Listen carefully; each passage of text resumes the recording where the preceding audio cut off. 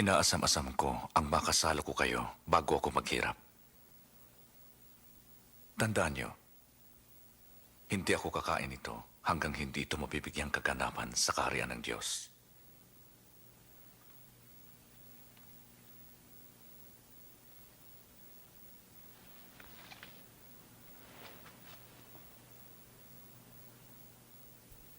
Purihin ka, o aming Diyos, Hari ng sansinukob, na nagbibigay ng bunga.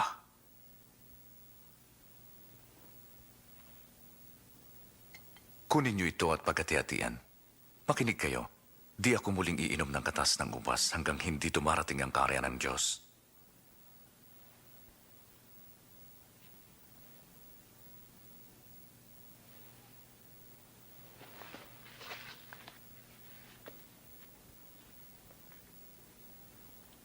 Purihin ka, o aming Diyos, Hari ng sansinukob, na nagbibigay ng tinapay.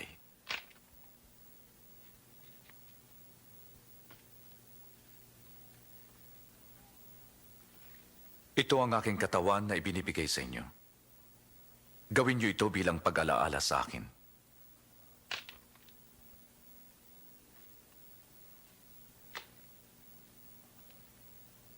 Ang sarong ito ang bagong tipan ng aking dugo na nabuhos dahil sa inyo.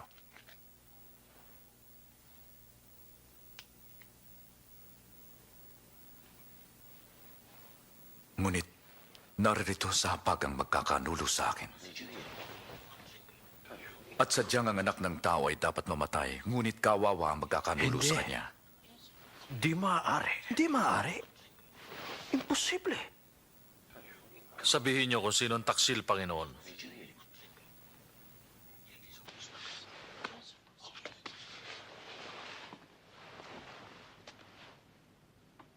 Ngunit akong naglilingkod na sa inyo.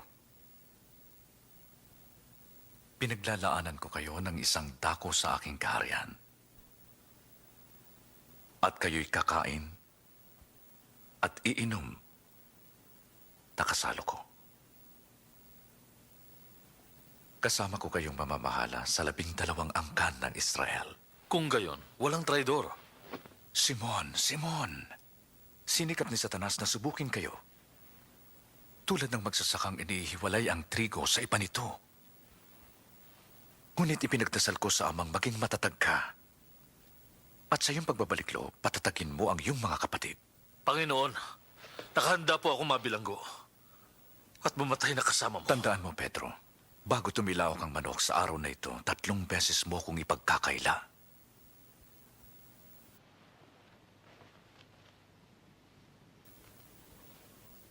Nagpulong ang mga pinunong pare upang ipapatay si Jesus. At pumasok si Satanas kay Judas Iscariote, na isa sa 12 alagad.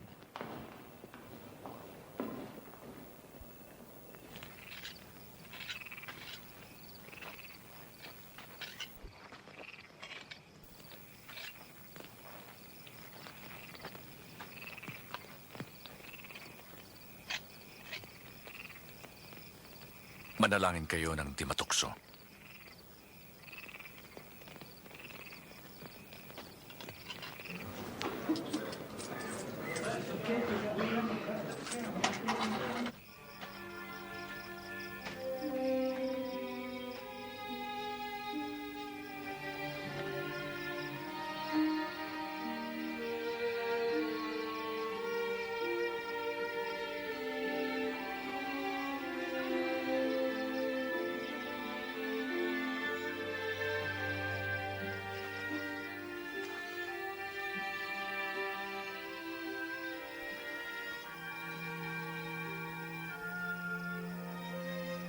Ama,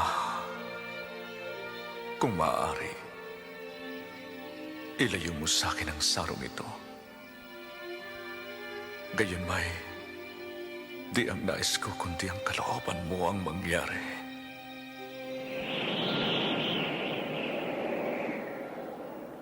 Nagpakita sa kanya ang isang anghel mula sa langit at pinalakas ang kanyang loob. At ang kanyang pawis ay parang dugong pumapatak sa lupa.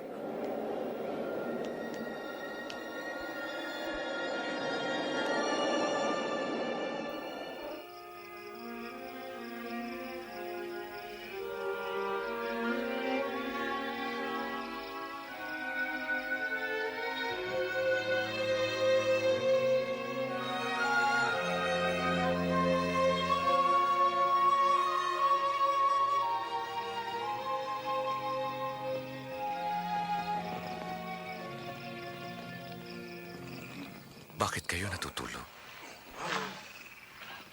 Bangon. Manalangin kayo nang di kayo matukso.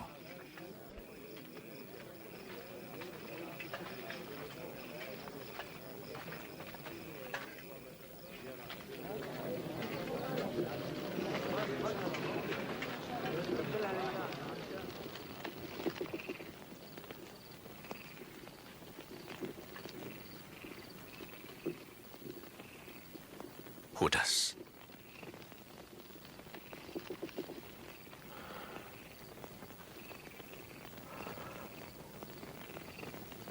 Salik mo ba ipinagkakanulo ang anak ng tao? Panginoon, lalaban ba kami?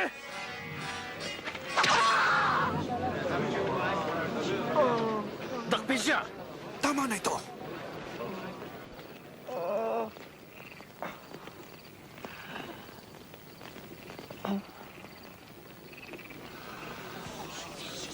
Himala.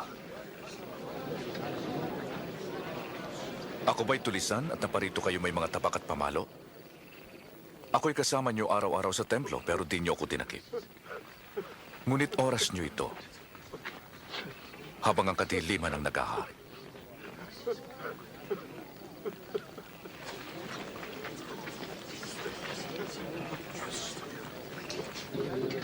Hulihin siya.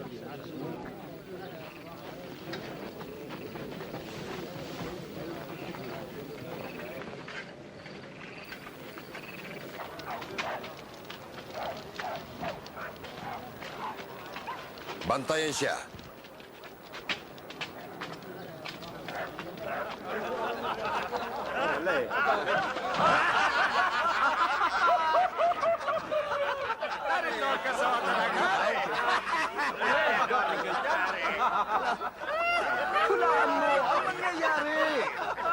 Ililigtas mo ba kami, kamahalan? Ha? Ililigtas mo ba kami? Kasama siya ni Jesus. Babae, hindi ko siya kilala. Nakita ko sila.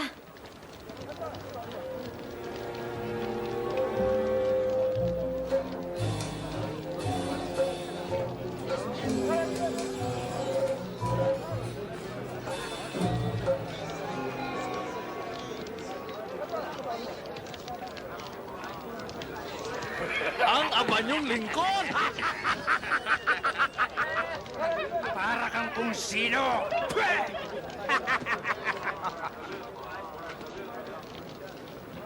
Isa ka rin sa kanila.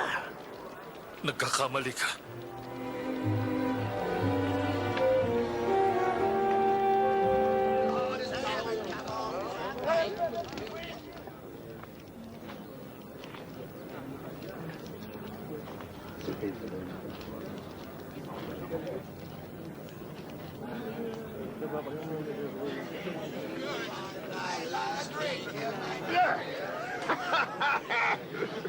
Natitiyak kong ang taong ito'y kasama ni Jesus pagkat siya'y taga Galilea.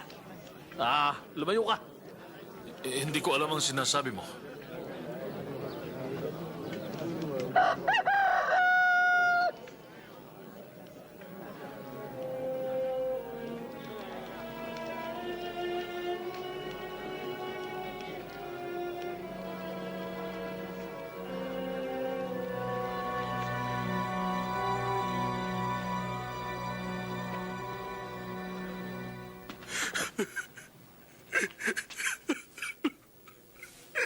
Panginoon, nakikiusap ako. Gawin mo ang ayon sa dakila mong kapangyarihan.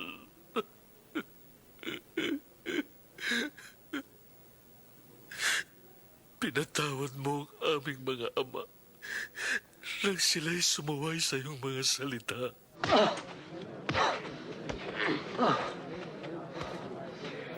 Sinong pumalo sa'yo? Hulaan mo! Hulaan mo! Ang papalo pa sa'yo! Tigil! Ihinto niyo yan! Dalhin niyo siya sa mga pinuno. Kilos!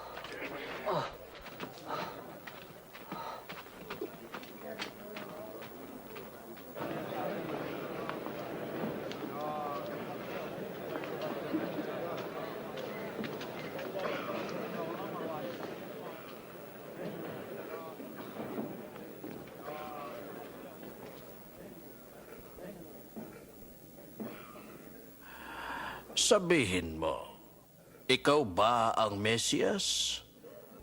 Sabihin ko man, di kayo maniniwala. At kung magtanong naman ako'y, di niyo ako sasagutin.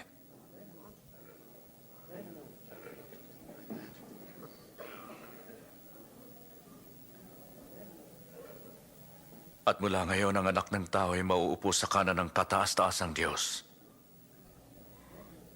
Ikaw ba ang anak ng Diyos? Sinabi mo nga ko nga.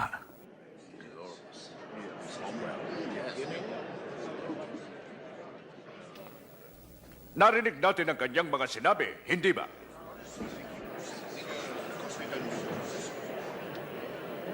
Dadalhin namin siya kay Pilato. At dinala siya kay Poncio Pilato, isang malupit na punong Romano na nag-utos ng pagpapako sa krus ng libu-libong tao. Anong kailangan ninyo sa ganitong oras ng umaga? Nahuli po namin siya, nililindang ang mga tao. Nanggulo po siya sa palengke sa templo. Ano ang magiging hatol sa kanya? Parusahan siya. Wala akong nakikitang dahilan para hatulan ng taong ito. Nagkasala siya. Sabi niya huwag magbayad ng buwis kay Cesar. Nagpapanggap siyang Mesyas. Isang hari. Hari?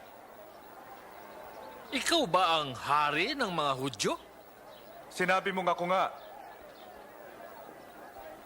Siya ay nagsimula sa Galilea at ngayon naparito. Sa Galilea? Siya ba'y taga Galilea? Kung ganun ay, bahala si Herodes sa kanya. Narito pa siya sa Jerusalem, hindi ba? Dalhin siya kay Herodes.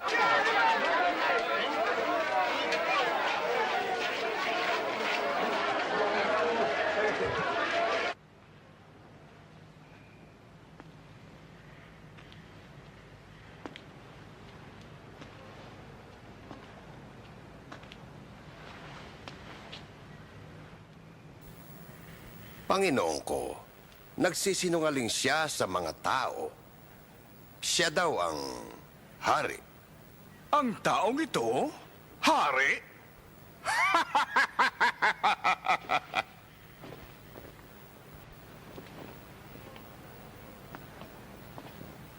Kamahalan? Saktan siya mabuti.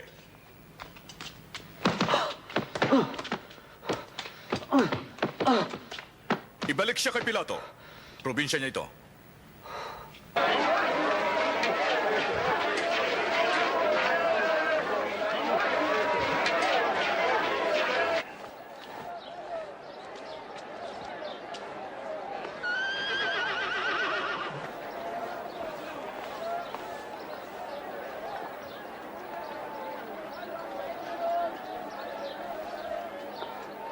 Walang sala ang taong ito upang mamatay.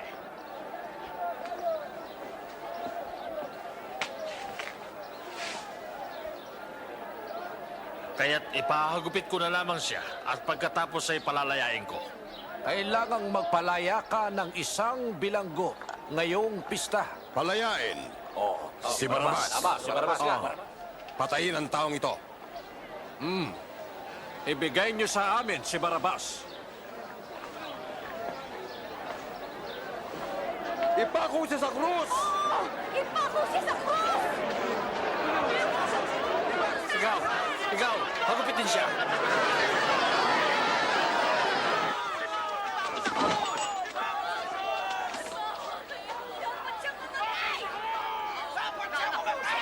Ano pang hinihintay mo, Pilato?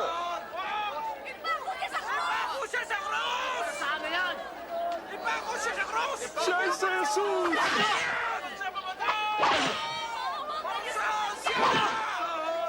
Bakit niyo siya pinausahan?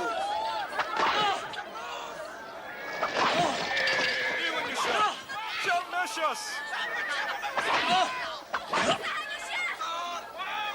Wala siyang kasalanan!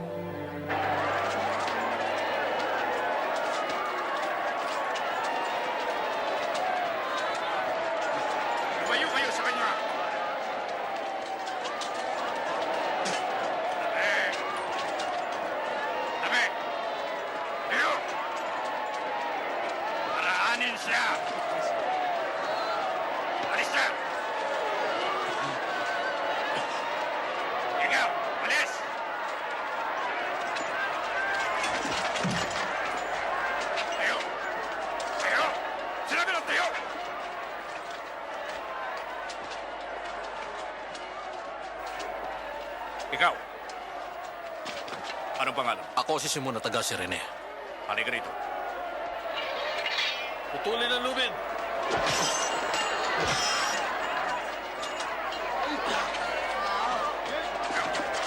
Salin mo ito. Lakad na! Kami! Kami! Kami! Kami! Ano?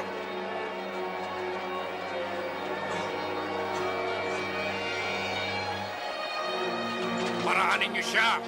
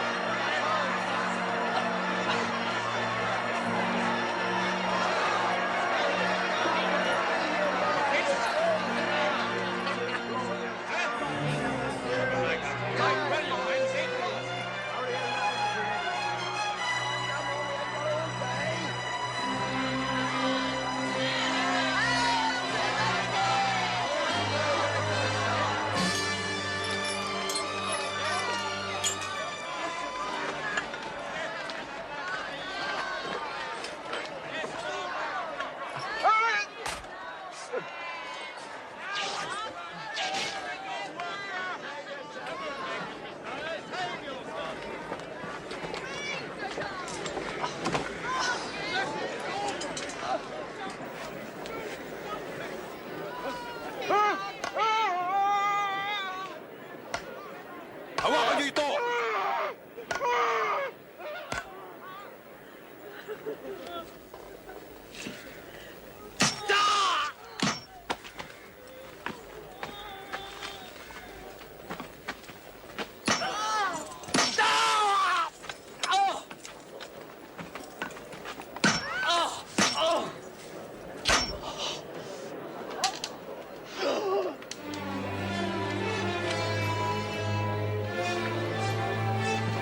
Tayo!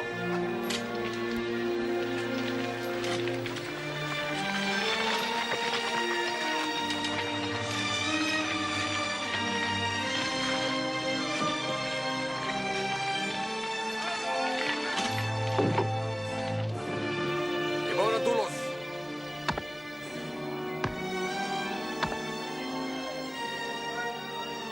Kalasin ang lubid!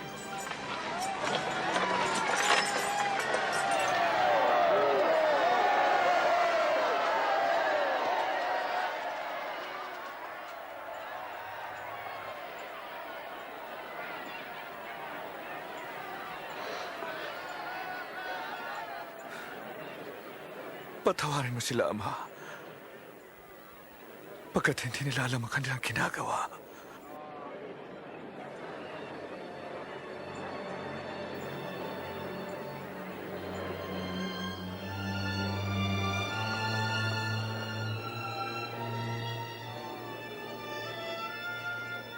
Nagligtas siya ng iba. Iligtas naman niya ang kanyang sarili. Oo! Kung ikaw ang Mesyas, bumaba ka sa krus at iligtas mo ang iyong sarili.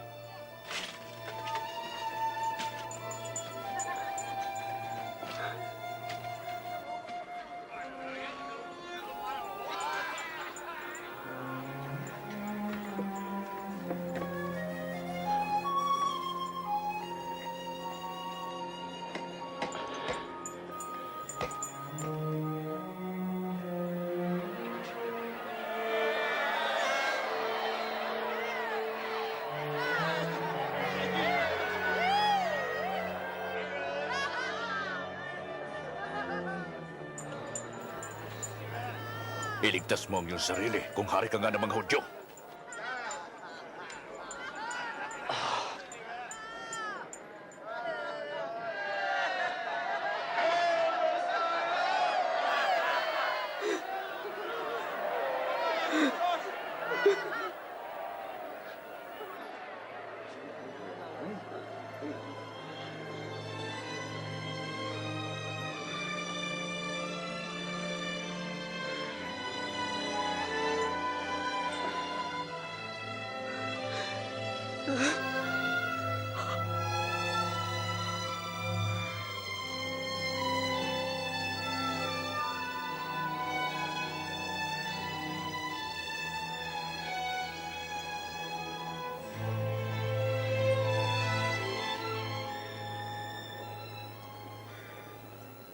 Hindi ba ikaw ang Mesyas? Iligtas mo ang iyong sarili at pati kami. Hindi ka ba natatakot sa Diyos? Tumanggap siya ng hatol. Tulad mo. Ngunit wala siyang kasalanan.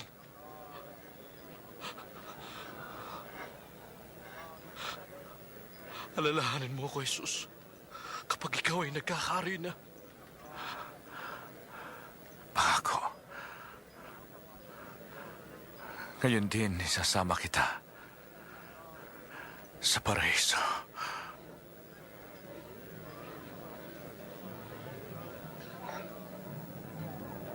Nang tanghaling tapat, nagdilim sa buong lupain hanggang sa 3 ng hapon.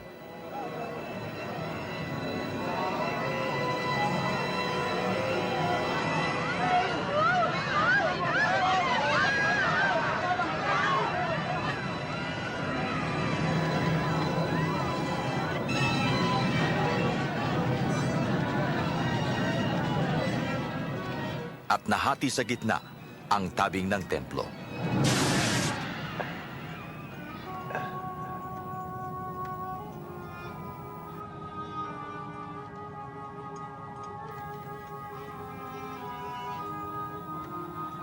Ama,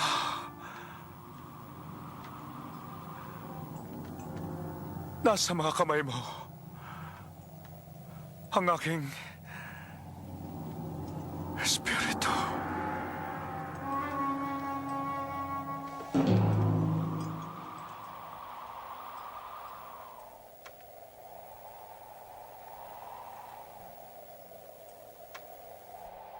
Purihin ang Diyos.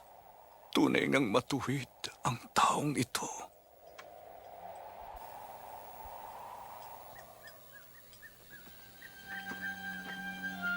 Si Jose na taga-Arimatea, isang matuwid na miyembro ng mga namumuno ng relihiyong Hudyo, ay humingi ng pahintulot na kunin ang bangkay ni Jesus bago magdapit hapon sa araw ng pananambahan.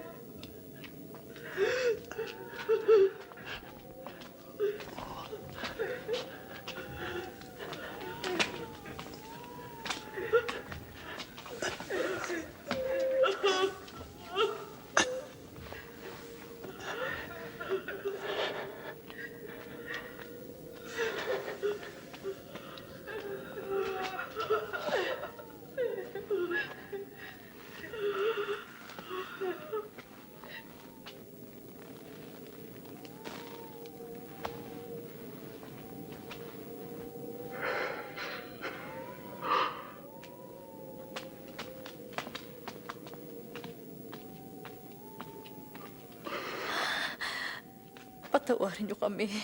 Gusto lang namin sundan ang katawan ng Panginoon. Maaari, pero halina kayo. Malapit na ang Sabat.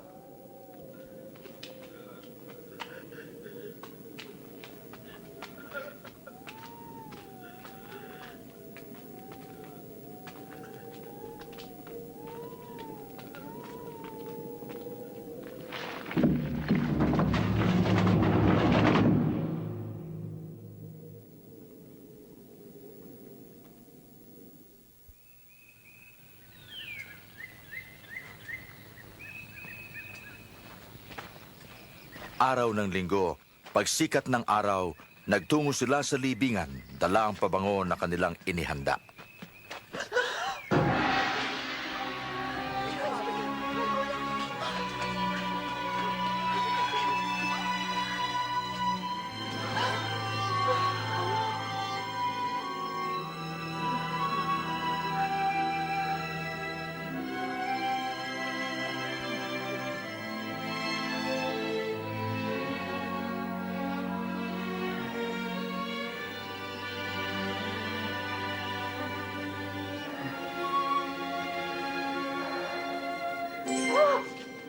Bakit niyo hinahanap ang buhay sa gitna ng mga patay? Wala siya rito. Siya'y muling nabuhay. Tandaan ninyo ang sinabi niya sa inyo sa Galilea. Ang anak ng tao ay ibibigay sa kamay ng mga makasalanan. Ipapako sa krus at muling mabubuhay sa ikatlong araw.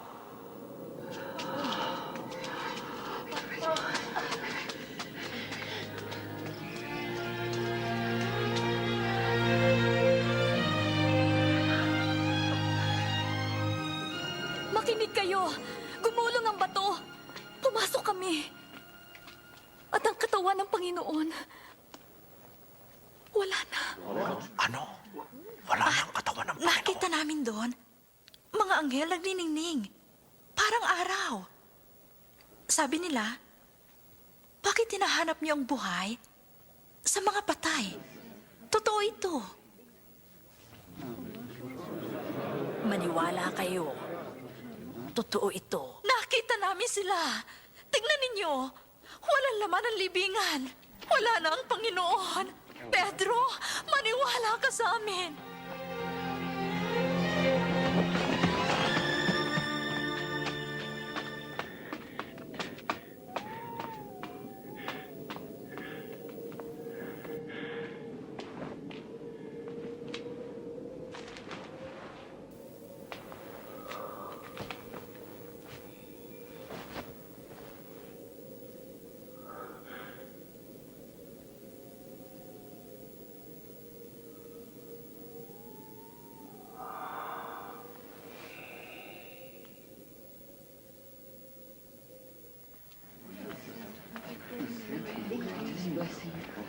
Totoong nabuhay nga ang Panginoon. Nagpakita siya kay Simon. Di namin siya nakilala. Ni sa daan. Nang pirasuhin niya ang tinapay, nakilala namin Sa siya. Imaos, katakataka magtungo siya doon.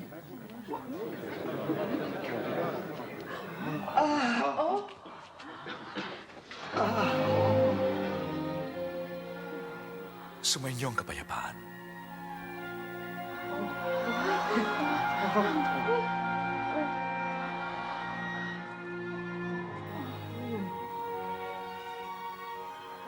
Bakit kayo malungkot? Bakit kayo